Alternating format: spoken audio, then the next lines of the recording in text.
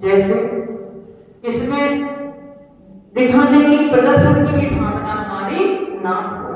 जैसे आता है, जब हमने कल सुनाई थी आपके लिए कृष्ण जी की बात कही थी, श्री कृष्ण जी की, तो उन्होंने जब सारे नगर में लड्डू भिजवा दिए, 7 दिन तक वो दवाई चलनी थी मुनिराज की, और जब मुनिराज स्वस्थ हो गए तो एक दिन श्री कृष्ण जी उन वैद्य जी के साथ में मुनिराज के पास बैठे हुए थे।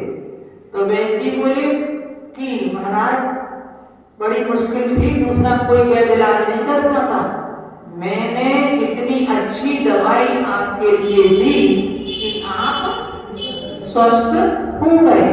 तो मुनिराज के ने कहा, क्योंकि शत्रु और मित्र में इनकी समान है, तो वो कहते हैं अरे मेरा असाधा कर्म का उदय आया था तो मैं बीमार हो गया, और आपका निमित्त मिला, साधा कर्म का उदय मेरा आया, मैं ठीक हो गया।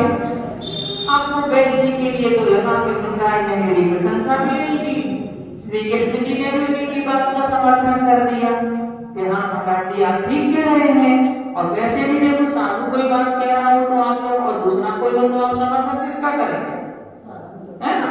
तो श्री कृष्ण जी ने भी उनकी हाँ में हाँ मिला दी मुनिराज की। आपको वैद्य अंदर ही अंदर उसके अंदर ही भाव रहा कि देखो इन्होंने मतलब मेरी प्रशंसा नहीं की।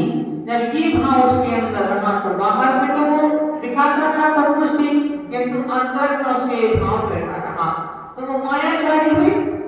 तो मायाचारी के फल से उसका आयु कर्म का फल हुआ तो तिरछ पर्याय का हुआ,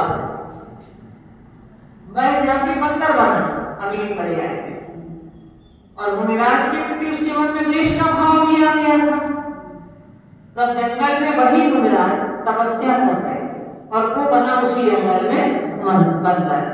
जब बंदर बना, उसने देखा, उसे कुल का जाति स्मरण हो गई, याद आ गई उसे कुल की कि ये वही है जिनकी मैंने इतनी अच्छी दवाई दी थी, मैंने इन्हें स्वस्थ किया था, इन्हें मेरी प्रशंसा भी नहीं की थी। जब व्यक्ति के मन में चाय हो तो वहां राग और द्वेष दोनों ही उत्पन्न होते हैं। तो वह राग उस समय तो उनने बड़ी भक्ति से जब किया होगा इलाज, तो भक्ति पूर्वक ही किया होगा, किंतु जब प्रशंसा नहीं मिली तो मन में द्वेष उत्पन्न हो गया, और वह द्वेष अगले भाव तक चला। एक पेड़ की डाल तोड़ी और मुनिराज के पैर में उससे घाव कर दिया। अब मुनिराज उसमें भी